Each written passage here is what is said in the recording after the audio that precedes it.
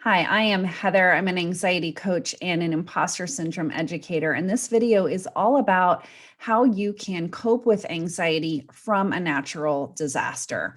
So, if you have lived through one and you are still trying to process what occurred for you, or if you have incredibly big concerns about an natural disaster, perhaps you live in a place where these are common and you have anxiety about the possibility of a natural disaster, this is the video for you.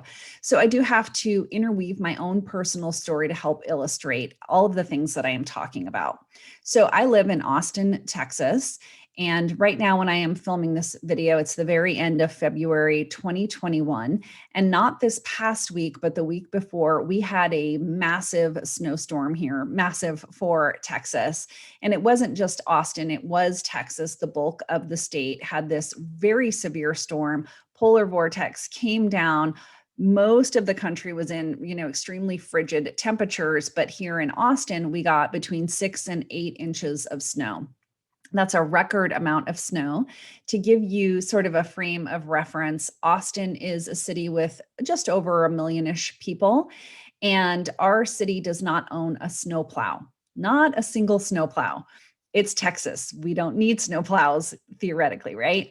And so what this meant was there was nobody coming to clear the roads because there's no snowplows. So we are essentially stuck where we are because the roads are not clear. Most people don't own four-wheel drive here. So this is something that I learned, and you may have as well, because this was huge news and something that I was actually completely ignorant about.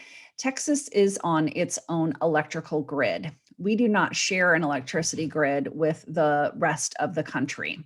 So when we had these sub-zero temperatures in some places, we had this massive demand for energy, huge spike in the need for energy because our temperatures were so low. At the same time, our supply of electricity was dramatically reduced for a variety of reasons. This is a very bad situation to be in. And the bulk of the state lost power.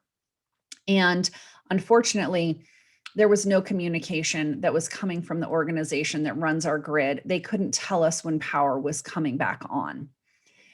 So, to magnify the horrible effects of what was going on, people are, of course, living in their homes. They can't get out for the majority of, all intents and purposes. They can't leave. Their houses are dropping below 40 degrees a lot of the time.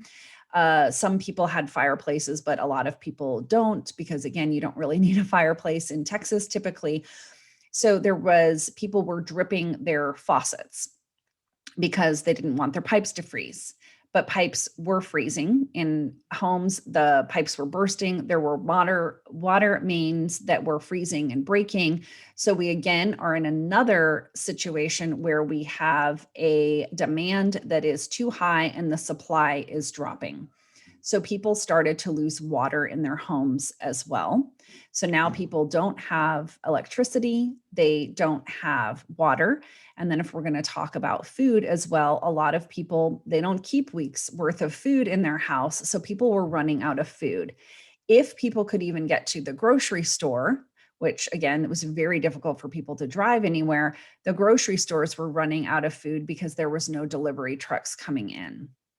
So I want to bring in now this concept of Maslow's hierarchy of needs. You may have heard of this before. Here is a chart that shows the Maslow's hierarchy of needs. And you can see the very bottom, the very base level is physiological needs. You need air, you need water, you need food, you need shelter, you need to be able to sleep, you need to have clothing. Those needs, the base level needs, were not being met. While people had shelter, it really wasn't much of shelter because it was basically the equivalent of being outside if your house is below 40 degrees and you have no heat, you don't have water, and again, you're running out of food. And I will say there was nobody coming to save us. That became really apparent. We're not getting any information. They don't know when the power is coming back on. They can't tell you when your water is coming back on. no delivery trucks are coming, as I said. There's no National Guard, coming through the city handing out food or water. That wasn't happening. So this is a massive stressor, right? And this is where the anxiety from a natural disaster comes in. You don't have your base needs being met, and you have no control over the situation, and you are not feeling like you can do anything to help resolve the problem. Some people did have power. Of course, some people had water. We had water at my house. It never went out. But if we bring back in this concept of Maslow's hierarchy of needs, you can see that second level right there is safety. People need to feel like they have personal security. They need to feel like they have resources. They need to feel like they have their health. They need to feel like they have property. And so again, that level wasn't being met for a lot of people as well. You don't feel secure when you don't have your physiological needs being met. You definitely don't have the resources that you need. And people, of course, are very concerned for their health because we've got these freezing temperatures, and there's only so long that the human body can just continue to stay in that state. I know people who had very small children, or they had, elderly parents that they were concerned about, like, how are these people going to live for 4 days without electricity in a sub-freezing, temperature a lot of the time, because the temperatures were getting down, particularly at night, extremely low. So when we think about this hierarchy of needs, I can tell you personally that what was happening for me is all I was doing is thinking about what's the next thing that I need to do to take care of my family and my pets. And I just got into this mode, it's like fight or flight mode. You're just getting in and it's like fighting to survive. I wasn't acknowledging my feelings. All I was doing is thinking, okay, how do I get through the next thing? Can I make it another day? If the electricity doesn't come back on, what am I going to do? Am I going to be able to drive out? Should I risk it? Should I try? And this is where your brain starts to go, is like, what should I do? Because you're just trying to survive. So what I realized after our power came back on, it came back on a Thursday, and I thought, oh, okay, I'll start to feel better. I didn't. And I recognized, well, gosh, I'm exhausted. I haven't slept very well for 3 days. So I thought, well, after I, start to get a bit more sleep, I'm going to start to feel better. I didn't. Another day went by and I still wasn't feeling better. And I started to recognize, oh my gosh, I have post-traumatic stress disorder. I have PTSD, because this was such an extreme circumstance. And I started to recognize, wait a minute, I wasn't processing how I was feeling about any of this. I was just trying to make it through. So I had this high level of stress that I was maintaining without ever coming back down.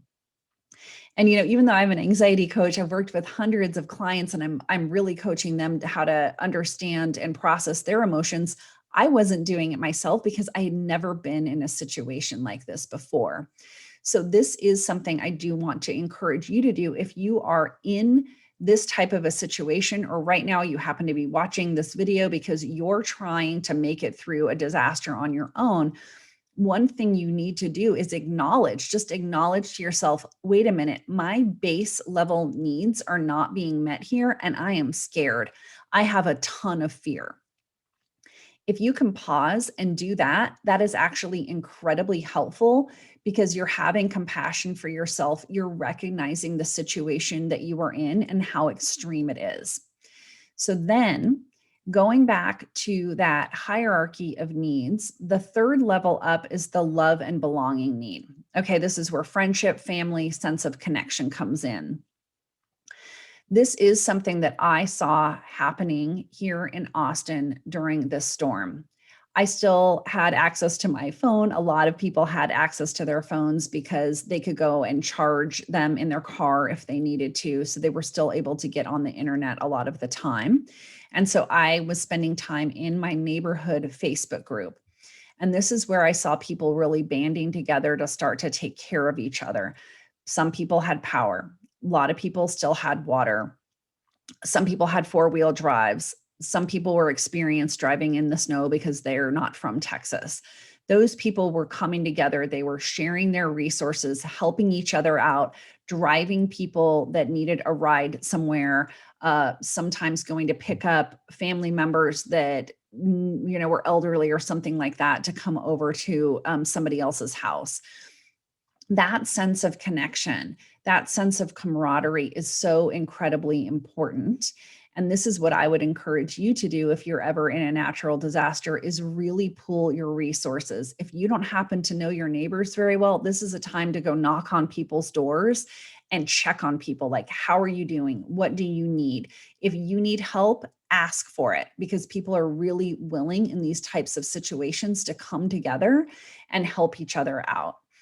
And so if you can get yourself up to that third level where you have that sense of love and belonging, it sort of counteracts the fact that your physiological or your safety needs aren't being met. It sort of pulls you up, emotionally to a better state. So after the natural disaster, you really do need to take time to process. And that's what I did. I started to recognize, wait a minute, this was actually a really big deal. This thing that I just went through, that was really scary. Acknowledging that, allowing myself to feel like, wait a minute, I need to sleep more now. There's things that I don't need to be concerned about, things that you feel like you should do to sort of catch up.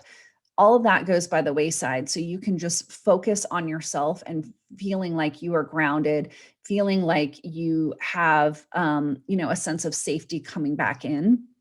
I do actually have another video that you can go and watch. It's about how to pull yourself up into a higher level emotion. So once the natural disaster is over, there are ways that you can help process yourself to start to feel better. And so I definitely would recommend understanding what some of those are. I hope that my story, my personal story, helps you. I would love to know in the comments if you have been through a natural disaster. Drop me a note below. Let me know what happened to you. Let me know how you coped. Let me know, emotionally how you got through it.